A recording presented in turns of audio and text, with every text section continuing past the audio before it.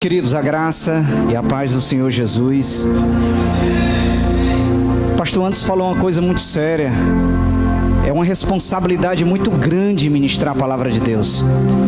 Eu não tenho dificuldade de falar em público, não. Nem tenho dificuldade de dar palestra. Eu estou sempre dando palestras por aí, por ocasião do meu trabalho. Mas quando eu venho aqui com a oportunidade de ministrar a palavra, seja na igreja, no culto à noite, seja no culto no domingo pela manhã, que é um número bem menor, ou seja, com 3, 4 pessoas, nós sentimos o peso da responsabilidade do que mais ainda que falar algumas palavras, ou do que organizar alguns pensamentos, ou de passar algumas ideias, ser a porta-voz de Deus. Ser o porta-voz de Deus é muita responsabilidade. A mensagem que eu prego aqui não é a minha mensagem. A mensagem que o pastor Anderson, o pastor Denilson prega, não é a nossa mensagem, é a mensagem de Deus. Ela vem do Senhor. E eu gosto sempre que sou chamado e tenho a oportunidade de ministrar, de dizer para Deus: Senhor, é o teu rebanho, é o teu povo. Se tu não me usar, vai ser só palavras. Será só um monte de mensagem dada, mas não vai alcançar o coração. Mas se tu quiseres fazer de mim vaso nas mãos do oleiro, essa mensagem ela vai chegar em cada coração. Porque é a palavra de Deus que está falando, é o próprio Deus que está falando. Amém? Sem perca de tempo, eu convido você a abrir sua Bíblia no Evangelho de João, capítulo de número 6. E eu vou pedir o pessoal, vou pedir a quem tiver no computador para estar acompanhando. Nós vamos fazer, não precisa ficar de pé não, irmão, pode sentar, pode sentar. E eu vou dizer para você por que pode sentar, porque nós vamos ler 69 versículos. Mas eu não vou ler esses 69 versículos de uma vez só. Eles serão lidos de agora até o final da mensagem. Por isso que eu convido você a ter a sua Bíblia aberta. Se possível projetar, nós vamos ler a partir do versículo de número 1. Hoje nós vamos falar a respeito do pão da vida. Jesus é o pão da vida. Esse pão é totalmente diferente daquele que a gente come. Quem comeu pão hoje? Eu não como pão todo dia não. Não faz parte da minha dieta pão não. Mas hoje eu comi pão. E estava bom, hein, irmão? Mas eu quero falar com vocês hoje sobre o pão da vida. E eu quero começar a ler com você no capítulo número 6 de João. Esse evangelho maravilhoso, um evangelho escrito para a igreja. É diferente dos outros 3, chamados evangelhos sinóticos, evangelhos históricos, evangelhos que foram Mateus escrito para o judeu, Marcos escrito para os romanos, Lucas escrito para os gregos, mas João foi escrito para a igreja, foi escrito para nós.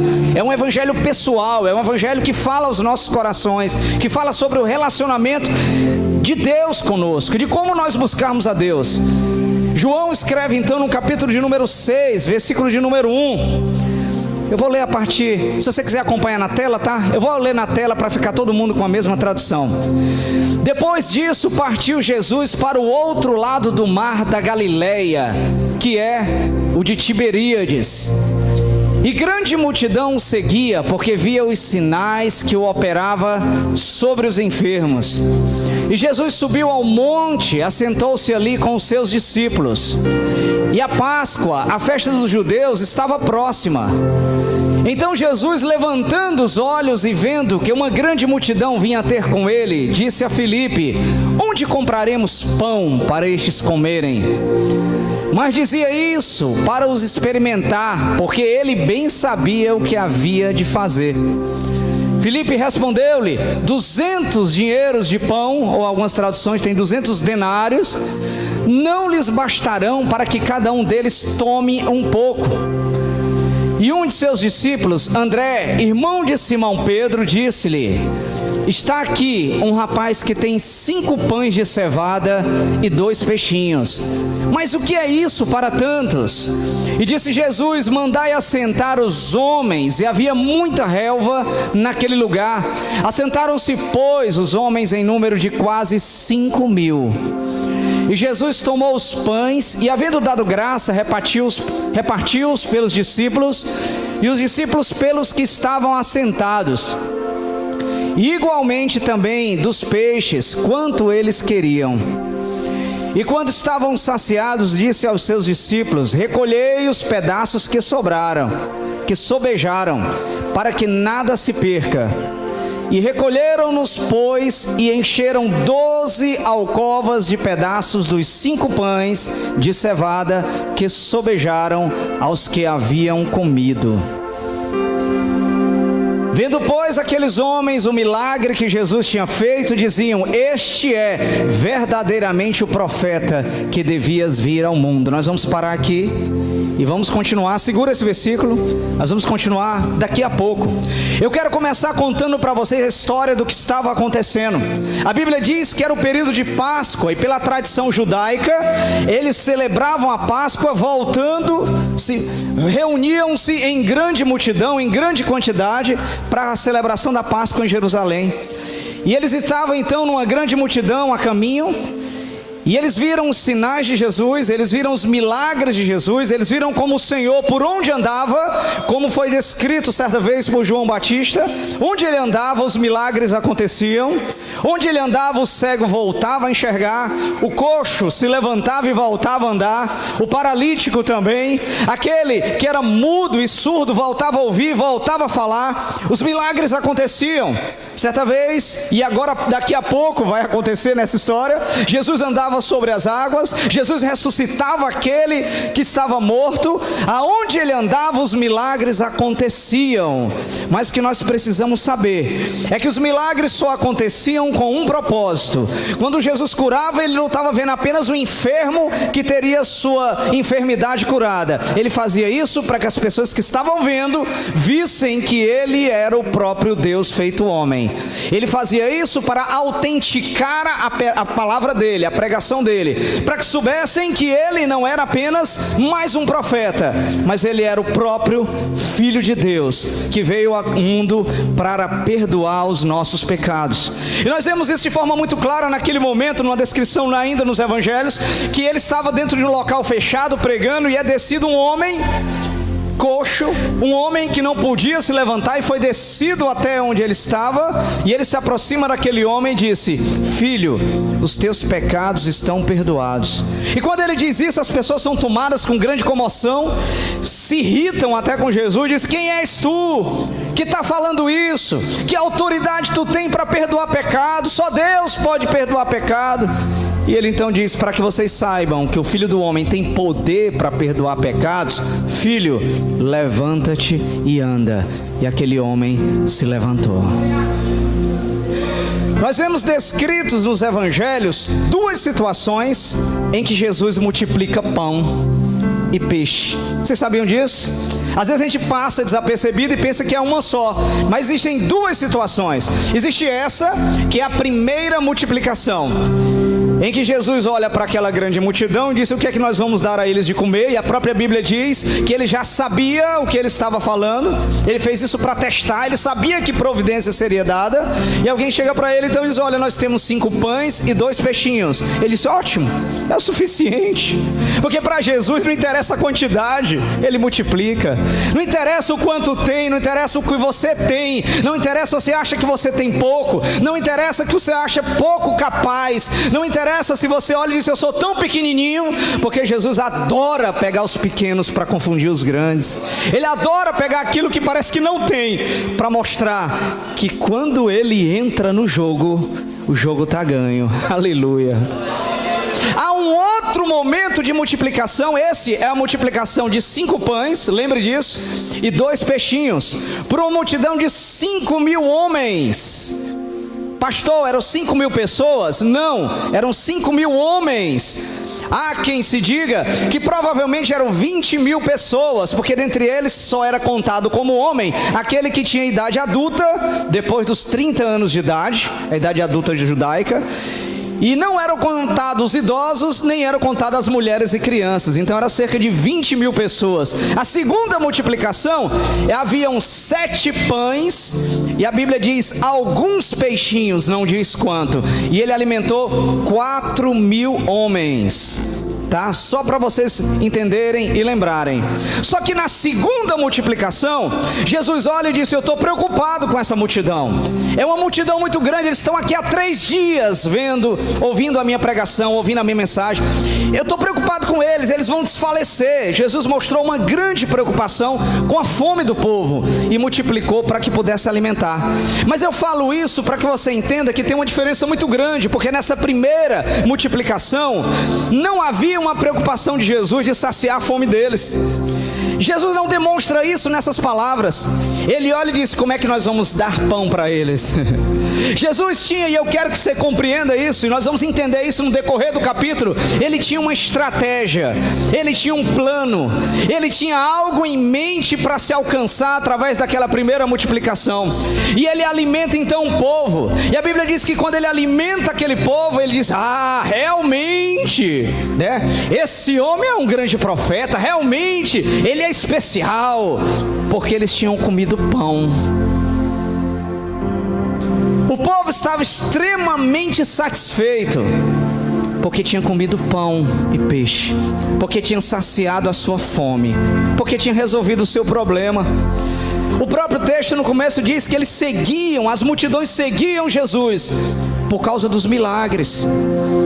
Eles queriam receber alguma coisa, eles queriam ser abençoados de alguma forma, eles queriam que o seu sonho, o seu desejo, o plano que eles têm em sua vida, de alguma forma fosse agraciado por Deus naquele momento. Eles não estavam atrás de Jesus, eles estavam atrás da bênção, eles estavam atrás de solução de problemas. E agora eles glorificavam a Cristo de alguma forma, mas não por quem Cristo é. E esse não é o chamado que Deus fez para mim e fez para você. Será que nós vamos até a igreja no culto domingo à noite? Será que nós vamos até Deus pelo motivo certo? Será que nós temos buscado ao Senhor pela forma correta que deveríamos buscar? Será que é isso mesmo que Deus espera de nós? Ou nós estamos só atrás de pão? Hoje eu tenho uma palavra para dizer para você, e essa palavra pode parecer dura, mas é palavra de salvação, é palavra de conserto, é palavra de chamada de atenção, mas é palavra de chamada para adoração. Porque o Senhor quer saber qual o motivo pelo qual você tem buscado Deus, qual o motivo pelo qual você tem ido até Deus. O que é que você está procurando? Será que é só pão? Será que é só solução de problemas? Será que nós estamos buscando a Deus pelo que Ele tem para dar? E eu queria continuar a história do texto para você ver o grande confronto de Deus. Essa é uma das mensagens mais lindas que eu vejo nos evangelhos. Jesus primeiro dá pão e peixe, primeiro alimenta o povo, depois sai de lá e espera o povo vir até ele para fazer trazer uma das palavras mais confrontadoras e mais profundas que nós enxergamos nos evangelhos. Vamos continuar.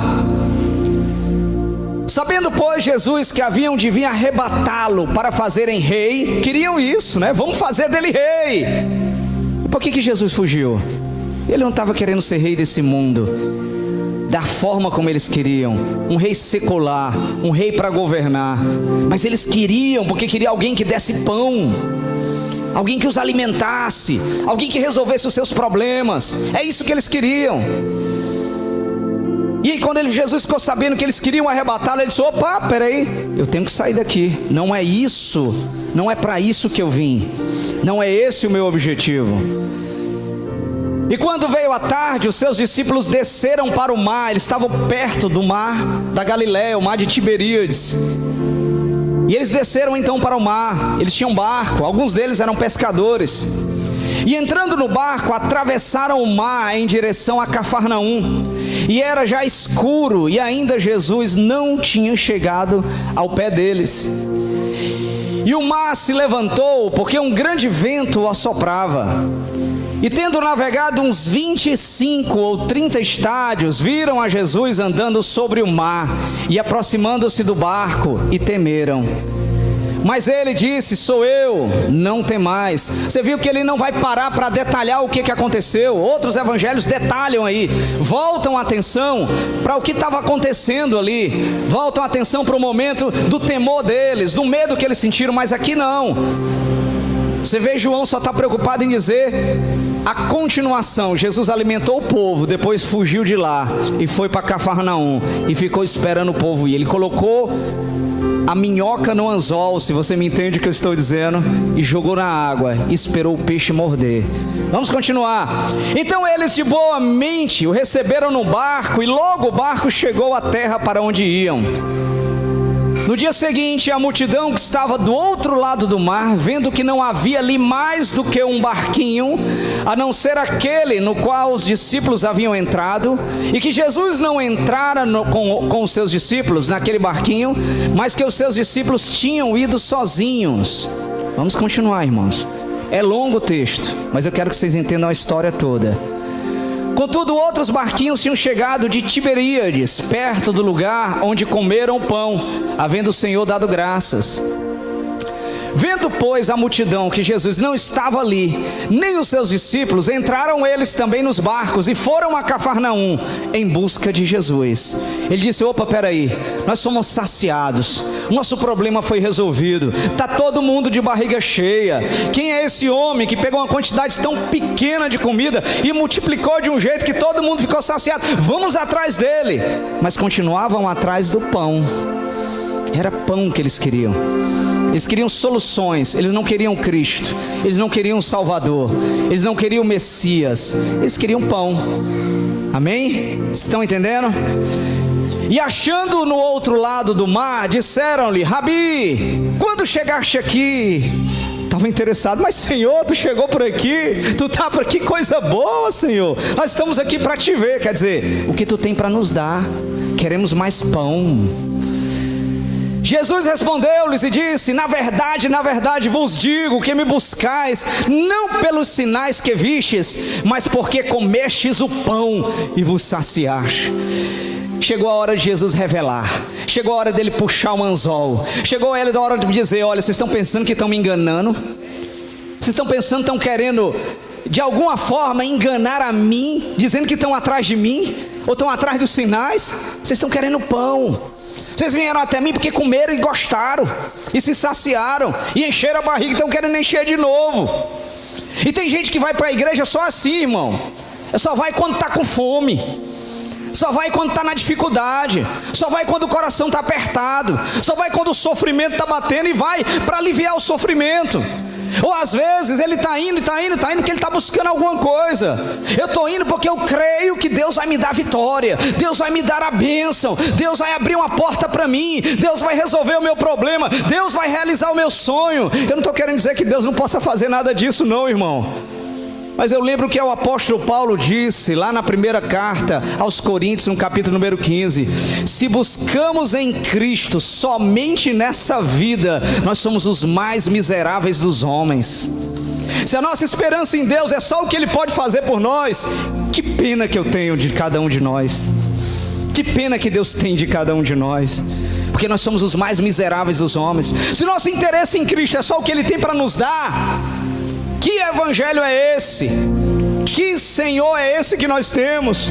Porque nós temos que adorar o Senhor pelo que Ele é, porque Ele morreu na cruz pelo perdão dos nossos pecados, porque nós não conseguiríamos pagar nem com o nosso sangue o preço do pecado, mas Ele pagou lá na cruz. E a Bíblia nos diz na carta de Paulo aos Colossenses que Ele cravou na cruz o escrito de dívida que tinha sobre nós e expôs Satanás publicamente à humilhação. Ele disse: olha, a humanidade toda está devendo pelo pecado, mas eu vou pagar esse preço com o meu sangue. Cravou na cruz, está pago, não precisa pagar mais nada. É por isso que adoramos ao Senhor Jesus, é por isso que servimos a Ele. Porque, meus irmãos, não interessa o que Deus der para você nessa terra, é passageiro. Sabia disso? Não interessa se Jesus curar a sua enfermidade, você vai voltar a ter outras doenças. E lamento lhe informar, se você não fizer parte da geração arrebatada, você vai morrer. Se Jesus curasse todas as doenças que a gente tivesse, a gente nem morria mais. Ele tem poder para fazer isso, mas Ele não faz, porque não é esse o plano que Ele tem. O plano de Deus para nós é ali, ó. É morar com Ele na eternidade. é estar com Ele eternamente na glória. Lá a Bíblia diz que não haverá choro, não haverão lágrimas, não haverá dor. É só glória a Deus e aleluia, eternamente. Seguimos adiante. Jesus então tira a máscara deles, começa a revelar o que eles querem. Jesus respondeu e disse: na verdade vos digo, que me buscais não pelos sinais que vistes, mas porque comestes o pão e vos saciastes. Trabalhai não pela comida que perece, mas pela comida que permanece para a vida eterna, a qual o Filho do Homem vos dará, porque a este o Pai, Deus, o selou. Disseram-lhe, pois, que faremos para executarmos as obras de Deus? Eles estavam querendo entrar no esquema ainda, porque estavam interessados no pão. Jesus confrontou eles, colocou eles em xeque. Ele: tá bom, o que a gente tem é que buscar a Deus, tudo bem, contanto que a gente ganhe pão, vamos buscar. Contanto que a gente seja religioso, né? Vamos buscar. Contanto que eu tenha que receber de Deus alguma coisa, eu até frequento a igreja, eu dou o dízimo, eu vou para a escola dominical, porque eu quero mesmo é ser abençoado. Irmão, se nós estamos interessados assim, nós estamos pelo motivo errado. O motivo está completamente errado. Seguimos adiante. Jesus respondeu e disse-lhes: a obra de Deus é essa, que creiais naquele que Ele enviou. E eles ainda não estavam entendendo. Disseram-lhe, pois, que sinal, pois, fazes tu, para que o vejamos e creiamos em ti? Que operas tu? Que sinal, né? Curioso, irmão, né? Tem gente que é assim, que na hora que é confrontado, ele fica querendo sair pelos lugares mais estranhos que parece. A Bíblia diz que eles estavam reunidos ouvindo a pregação de Jesus por causa dos sinais dele, dos milagres que ele estava fazendo. Ele pega 5 pães e 2 peixinhos e alimenta uma multidão de 20.000 pessoas. Agora, quando são confrontados, ele diz: mas qual é o sinal que tu vai mostrar? Tem gente que é assim: olha, se Deus realmente quer que eu seja crente, Ele vai ter que me dar um sinal. Irmão, os sinais já foram dados. Se você prestar atenção, você vai ver eles. Tem gente que às vezes está no pecado. Eu já vi gente assim: eu estou no pecado, mas se Deus mandar eu sair, eu saio. Meu Deus, eu digo: meu irmão, Deus já mandou. Certa vez eu estava sendo convencido, na verdade estava tentando me convencer. Um irmão, crente da igreja, pedindo para mim fazer uma declaração de que eu havia prestado serviço para ele como psicólogo, para ele declarar no imposto de renda, uma falsidade, uma mentira. E eu repreendi ele. E quando eu repreendi ele, ele disse: olha, eu não acho, é crente, irmão, que isso seja pecado, não. Eu disse: meu querido, Deus não está nem um pouco interessado com o que é que você acha. A palavra de Deus está dizendo que o pai da mentira é o diabo. Está nem um pouco interessado no teu achismo. E tem gente que é assim: Deus tem que me dizer que o pecado é pecado para me deixar de fazer. Ele já disse, basta ler a palavra que você vai ver um monte de coisa que está escrito lá e já está revelada. Aí seguimos adiante. Disseram-lhe, pois, volta ao anterior só para a gente emendar. Disseram-lhe, pois, que sinal, pois, fazes tu, para que o vejamos e creiamos em ti? O que operas tu? Nossos pais comeram maná no deserto, como está escrito: deu-lhes a comer do pão do céu. Não sabiam de nada eles. Disse-lhes, pois, Jesus: na verdade vos digo, Moisés não vos deu o pão do céu, mas meu Pai vos dá o verdadeiro pão do céu. Eles estavam chamando o maná de pão do céu. Jesus disse: olha, vocês estão totalmente enganados. Primeiro, Moisés não deu nada, era Deus. Segundo, o verdadeiro pão do céu está sendo dado para vocês agora. Sou eu, dizia Jesus. Dá para imaginar, gente, como eles estavam confusos? Porque eles queriam pão, eles queriam encher a barriga, eles queriam saciar a sua vontade, eles queriam bênçãos materiais. E Jesus disse: olha, o que eu tenho para você é bênção espiritual, é muito maior. Eu disse: não, mas peraí, rapaz, e a material? É como alguém que acaba de se converter e diz assim: olha, Jesus vai trazer paz ao teu coração, Jesus vai te dar vida e vida com abundância, Jesus vai te dar um novo ânimo, Jesus vai te fortalecer na hora da luta, da tribulação. Aí ele olha e diz assim: e a prosperidade? Não vem não? é que eu vou ganhar mais? Quando é que aquela porta que eu queria que abrisse, abra? E o meu carro que eu quero comprar é a minha casa. E o que Jesus estava tentando dizer para ele e disse para nós hoje é: essas coisas que vocês estão querendo são tão pequenininhas diante do que eu tenho para oferecer. É tudo perecível, é tudo passageiro, é tudo vazio em si mesmo. Ele pode até dar umas coisinhas dessas para a gente, e dá, e Deus abençoa mesmo, abre porta, como o pastor antes estava falando agora há pouco, ele abre as portas do céu e derrama para aqueles que são fiéis. Mas irmão, tudo isso é passageiro, nada disso compra paz no coração. A comunhão com Deus traz. Ele estava tentando ensinar para ele que o que ele estava oferecendo era muito maior do que pão, era o pão da vida. Porque o pão de Deus é aquele que desce do céu e dá vida ao mundo. Disseram-lhe, pois, Senhor, dai-nos sempre desse pão. Quando ele falou, olha, o que eu vou dar para vocês é um pão do céu, a barriga dele, já fica imaginando, se remexeu, né? A boca salivou. Rapaz, que pão gostoso. Será que é pão doce, hein? Será que é pão de coco, como a gente come aqui no Ceará? Que pão gostoso. Dai-nos esse pão, né? Dá esse pão para a gente comer, que esse bicho deve ser bom.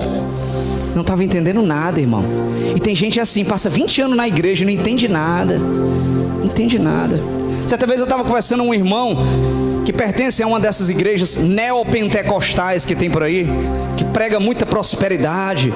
E ele dizendo, olha, ele era de lá, e ele disse, olha, eu gosto da doutrina de lá, da mensagem de lá, porque é uma mensagem que arrebanha uma grande multidão para lá. E eu disse para ele, meu querido, sabe qual é o problema? É porque eles estão indo para lá atrás de pão. Na hora que não tiver pão, sai tudinho. Na hora que as coisas não acontecerem do jeito que ele quer, vai tudo na outra direção, porque estão indo pelo motivo errado. Que adianta encher a igreja de gente que está indo pelo motivo errado? Que adianta nós enchermos as cadeiras e uma grande multidão indo pelo motivo errado? É um aglomerado grande de gente e pouca salvação no meio deles. Jesus quer que nos tenha vida e vida com abundância, mas principalmente que tenhamos a vida eterna. Isso é o que importa. E Jesus lhes disse, eu sou o pão da vida, aquele que vem a mim não terá fome, e quem crê em mim nunca terá sede. Aleluia! Você está entendendo, irmão? Eu acho que eles lá não entenderam não, mas espero que a gente entenda aqui. Jesus disse, olha, eu sou o pão da vida, aquele que comer desse pão jamais terá fome. Porque ele está falando da fome espiritual, porque ele está falando do vazio no coração do homem, que já disse certo pregador, é do tamanho de Deus. O vazio no coração do homem é do tamanho de Deus. Sabe por quê? Porque só Deus consegue preencher. Não adianta querer botar outra coisa para preencher. Tem gente que quer ocupar esse vazio com entretenimento, com lazer, com prazeres da carne, com drogas, com bebida. Não dá certo, não funciona. Ele só engana e cobra um preço muito caro depois. O vazio no coração do homem, só quem preenche é Deus. E precisamos dele para preencher. Ele disse, eu sou o pão da vida. Aquele que comer desse pão jamais terá fome. Oh, aleluia. E Jesus, mas vos disse que também vós me vistes, e contudo não crestes. Pode passar. Todo que o Pai me dá virá a mim, e o que vem a mim de maneira nenhuma lançarei fora. Porque eu desci do céu, não para fazer a minha vontade, mas a vontade daquele que me enviou. Ele começa a mudar o foco deles, começa a botar pregação para ele. Eu fui enviado para que eu pregue para aqueles que são os meus, aqueles que o Pai me deu, aqueles que vão receber a mensagem. Irmãos, ali com ele, escutando toda essa mensagem, estavam os 12 apóstolos, estava uma grande outra quantidade de discípulos, que Jesus tinha outros discípulos, não era só os 12, era uma grande quantidade daqueles que seguiam com frequência Jesus, e havia a multidão que ficou sabendo de Jesus e estava só atrás de pão. Eram muitos que estavam lá. Isso porque eu desci do céu não para fazer a minha vontade, mas a vontade daquele que me enviou.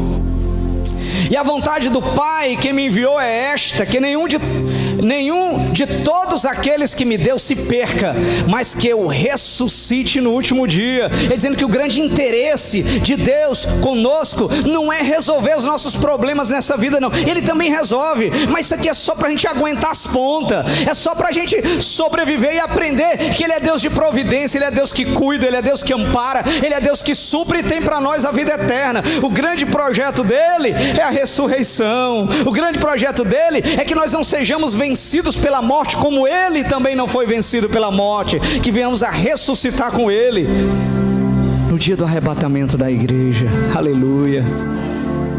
Porquanto a vontade daquele que me enviou é esta, que todo aquele que vê o Filho e crê nele tenha vida eterna, e eu o ressuscitarei no último dia.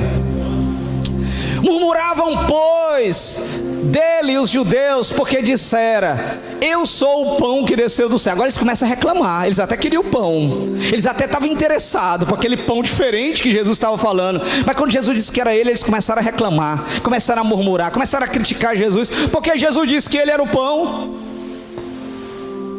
Próximo. E diziam: não é este Jesus, o filho de José, cujo pai e mãe nós conhecemos? Como, pois, diz ele, desci do céu?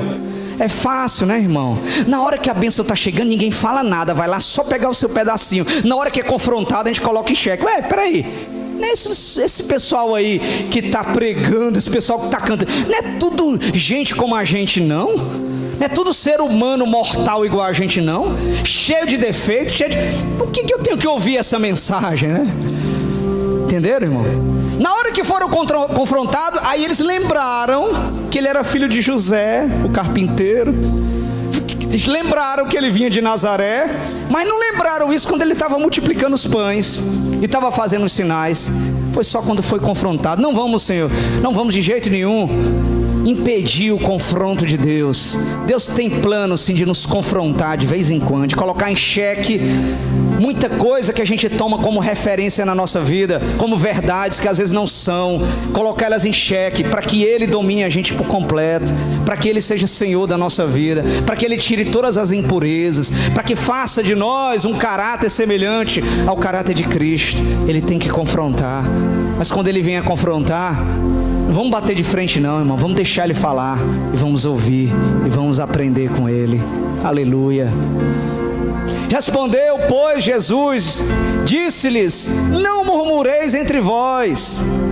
Ninguém pode vir a mim se o Pai que me enviou o não trouxer, e eu o ressuscitarei no último dia. Ele volta a dizer que vai vir até ele quem Deus mandar. Por isso que diz: não fomos nós que escolhemos a Deus, foi Ele que nos escolheu e nos designou para que vamos e demos fruto. Amém. Aleluia. Foi Ele que nos designou, a escolha é dele. Mas volta a falar sobre ressurreição. O que interessa é o que é espiritual.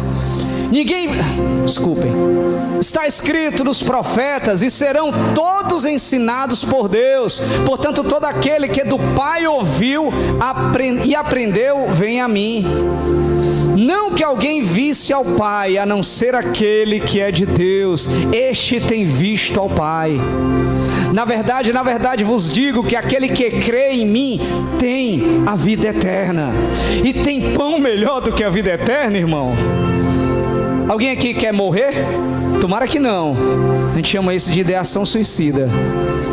O que nós queremos é vida. E até quando a gente estuda aqueles que querem fazer algo contra a própria vida deles, a gente descobre que no fundo essas pessoas queriam era vida. Elas queriam era viver, mas estão sofrendo muito e não estão aguentando mais. O que nós queremos é vida. E aí o Senhor vem a nós com a verdadeira promessa que nos dará a vida eterna. Uma vida que não acaba mais, uma vida que não será mais encerrada pela morte, uma vida muitas vezes melhor do que essa que nós vivemos, porque estaremos com o próprio Deus na glória, morando com Ele. Amém? Sem sofrimento, sem dor, sem frustração, sem dificuldade, sem luta, só alegria e gozo eterno. Essa é a promessa de Deus. Eu sou o pão da vida, diz o Senhor. Vossos pais comeram maná no deserto, mas morreram. O maná estava lá para eles comerem. Vocês estão atrás do pão, vocês vão comer e vão morrer. Este é o pão que desce do céu, para que o que dele comer não morra. Ele fez uma diferença. Vocês estão falando de coisas materiais, de coisas seculares, de coisas humanas. Isso tudo passa, isso tudo é perecível. Mas quem dá esse pão aqui comer, esse não morrerá. Aqueles morrem, comem e morrem, mas quem comer desse pão não morrerá. Eu sou o pão vivo que desceu do céu. Se alguém comer deste pão, viverá para sempre. E o pão que eu der é a minha carne, que eu darei pela vida do mundo. Disputavam, pois, os judeus entre si, dizendo: como nos pode dar este a sua carne a comer? Meus queridos, nessa hora nem os apóstolos estavam entendendo. Nem os 12 estavam entendendo, porque tem muita coisa que eles só foram aprender depois da ressurreição, quando Cristo veio e explicou para eles, mas nem ele estava entendendo. Eles estavam sentindo um confronto também no coração deles, eles estavam se sentindo ameaçados também, naquilo que era a estrutura dos seus pensamentos, das suas ideias, dos seus valores, daquilo que era o motivo de estar seguindo Jesus. Eles também estavam sendo confrontados. Jesus não queria confrontar só aquela multidão estranha, não, eram os discípulos e eram os apóstolos também, porque queria trazer eles para a verdadeira essência do que é ser cristão. É amar Cristo pelo quem Ele é ser servo de Deus. Tem gente querendo Deus para ser servo deles. É o Jesus que parece o gênio da lâmpada. Quando eu preciso, conhece aquela história do Aladim, da lâmpada mágica, né? Esfrega, sai o gênio e você faz 3 pedidos. Tem gente que quer Jesus assim. Na hora que a peleja está lá, na hora que eu quero alguma coisa, na hora que a dificuldade bate na porta, a gente vai atrás dele para resolver nosso problema. Na hora que está tudo tranquilo, a gente esquece de orar, esquece de ir para a igreja, esquece até que se chamava de crente. Tem gente por aí, irmão, que é só viajou para um lugar diferente, ninguém conhece, o pastor não está perto, vive no mundo como se nunca tivesse conhecido o evangelho. Aí quando volta quer retomar tudo como não tivesse acontecido nada. Será que o evangelho está realmente dentro dele? Boa pergunta. Jesus, pois, lhes disse: na verdade vos digo, que se não comerdes a carne do Filho do Homem, e não beberdes o seu sangue, não tereis vida em vós mesmos. Que palavra dura, irmão. Agora que a gente já entendeu toda a mensagem da cruz, é fácil. Mas imagina só, alguém que você está seguindo atrás de pão, que diz que ele é que é o pão, e que para ter vida eterna você vai comer a carne dele e beber o sangue dele. É para enlouquecer a cabeça de qualquer um. Ninguém estava entendendo nada. Acharam aquilo uma blasfêmia, uma loucura. Parecia antropofagia, que é o ato dos canibais, comer carne humana. Ele estava incentivando a gente a comer a carne. Que história é essa? Como eu disse, nem os apóstolos estavam entendendo. Mas era uma palavra confrontadora, que colocava eles em xeque. Quem come a minha carne e bebe o meu sangue tem a vida eterna, e eu ressuscitarei no último dia. Aleluia. Porque a minha carne verdadeiramente é comida, e o meu sangue verdadeiramente é bebida. Quem come a minha carne e bebe o meu sangue permanece em mim, e eu nele. Assim como o Pai que vive me enviou, e eu vivo pelo Pai, assim quem de mim se alimenta também viverá por mim. Aí é que a cabeça deles começou a dar confusão. Aí é que eles estavam confusos mesmo, porque a única coisa que eles queriam era pão. Por isso que tem muita gente que quando chega num determinado local e começa a ouvir a palavra, e às vezes está indo para a igreja, mas está indo para a igreja, como eu disse, atrás de benefícios. Eu vou lá buscar minha bênção, eu vou lá resolver o meu problema. E de repente que vem uma palavra, que é uma palavra confrontadora, uma palavra que fala sobre arrependimento, uma palavra que fala sobre trazer à mente o pecado, a justiça e o juízo. Falar que Deus ama sim, porque Ele ama, Ele castiga todo aquele que ama e açoita todo aquele que toma por filho. Está lá na palavra que Deus é Pai, mas também Deus é juiz. Deus não toma o culpado por inocente. Aí que gente que começa a escutar essas mensagens não quer ouvir não, porque ele quer levar a vida dele do jeito que apraz, do jeito que bem parece. E se possível for, ele pega esse evangelho que é pregado e ele encaixota e coloca o rótulo com o nome dele, ou seja, faz do evangelho o que ele quer. Isso aqui me interessa, eu vou seguir. Isso aqui não, isso aqui é muito duro, deixa para lá. Isso aqui que o Senhor está falando é ótimo, é bênção, né? É vitória. Mas isso aqui, deixar as coisas erradas do mundo, abandonar o pecado, não, isso aqui eu não quero não. E vai moldando o evangelho à própria vontade dele. E não suporta quando a mensagem veio, que é uma mensagem de salvação, uma mensagem de arrependimento. Pregar sobre vitória é fácil, irmão, e enche a igreja. Mas enche a igreja de gente querendo pão. Só isso. Vamos adiante, está terminando. Este é o pão que desceu do céu, oh glória. Não é o caso de vossos pais, que comeram maná e morreram. Quem comer este pão, viverá para sempre. Ele vai repetindo de novo, para ver se eles absorvem. Ele disse essas coisas na sinagoga, ensinando em Cafarnaum. Estava na sinagoga. O povo seguiu ele até lá, ele entrou na sinagoga e estava pregando para eles. Pode continuar. Muitos, pois, dos seus discípulos, ouvindo isto, disseram: duro é este discurso, quem o pode ouvir? Irmão, discípulos, não eram os 12 não, é como eu disse, haviam outros discípulos, havia um grupo que andava com ele, que acompanhava os milagres dele, que ouviam a mensagem dele. Essa palavra é muito dura, essa palavra é muito forte, é uma palavra que confronta, é uma palavra que está ardendo nos nossos ouvidos. Seguimos. Sabendo, pois, Jesus em si mesmo que os seus discípulos murmuraram disto, disse-lhes: isto escandaliza-vos? Está escandalizando vocês? Essa palavra está sendo forte? Era o que ele estava dizendo. Que seria, pois, se visseis subir o Filho do Homem para onde primeiro estava? Quer dizer, rapaz, vocês estão escandalizados com isso. Imagina só se vocês me virem subindo para o céu, que era o que ia acontecer, que era o que já estava planejado, logo depois da ressurreição. A Bíblia diz que por 40 dias Jesus andou, depois de ressurreto, andou no meio do povo, pregou para muitos, certa vez para 500 pessoas ao mesmo tempo, ressurreto. E depois subiu para o céu. E as pessoas viram ele subindo para o céu. Rapaz, vocês estão escandalizados porque eu estou falando nessa mesma. Mas vocês viram eu subindo para o céu. Aí o escândalo era grande mesmo, né? O Espírito é o que vivifica, a carne para nada aproveita. As palavras que eu vos disse são Espírito e vida. Ele disse: olha, o Espírito é que dá vida, a carne para nada aproveita. Vocês estão atrás de resolver só os problemas de vocês, estão atrás só dos seus sonhos, dos seus desejos, dos seus planos, mas isso daí não dá vida de nada. Pode dar um prazer momentâneo, uma realização pessoal, um sonho realizado, mas depois passa. Eu falo para vocês de algo que é eterno, eu falo para vocês de algo que nunca mais vai acabar, que vai permanecer para sempre. Aleluia, aleluia.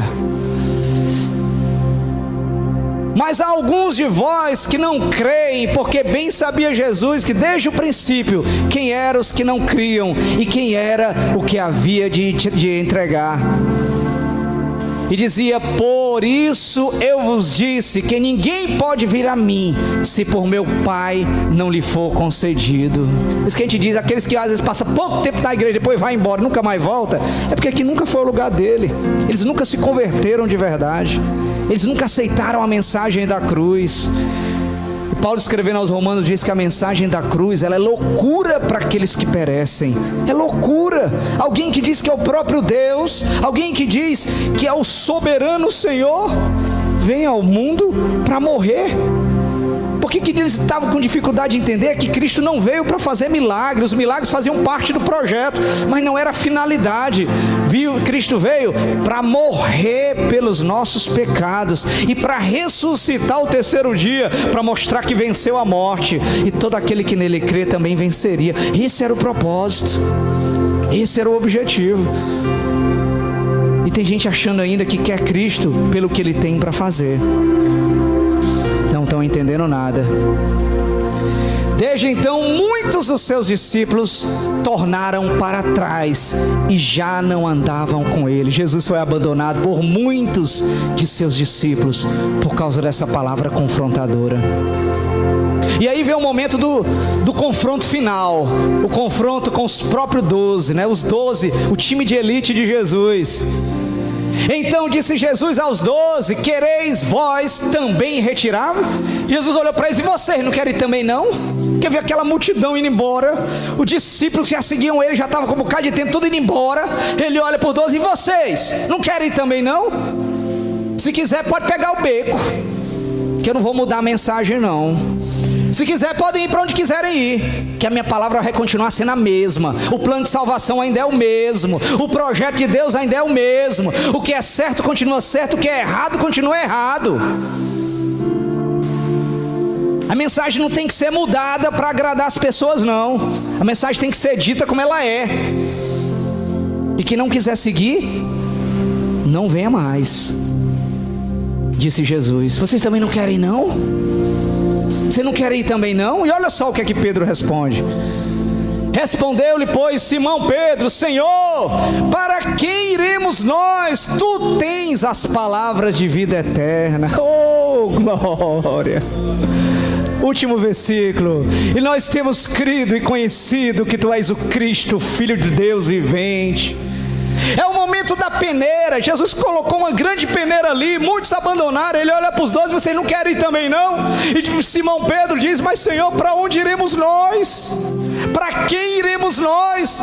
Se és tu quem tens as palavras de vida eterna, se é tu quem tem salvação para nossa alma, se é tu quem pode trazer o verdadeiro refrigério na hora da angústia, na hora da dor, se é tu quem consola verdadeiramente o coração, se é tu quem tens o Espírito Santo Consolador que vem até nós e estará conosco todos os dias até a consumação do século, se é tu que tem promessa que a gente vai morar no céu eternamente, se é tu quem garante que aqueles que estão contigo não irão perecer, mas terão a vida eterna, se és tu que tem reservado um local lá no céu para aqueles que são fiéis, que creem, se és tu que diz que aquele que vencer, vestirei de vestes brancas, de maneira nenhuma riscarei o seu nome do livro da vida, se és tu que tens a vida eternamente dada a cada um de nós, para onde iremos nós? Aleluia, aleluia. Vamos ficar de pé, irmão, vamos ficar de pé.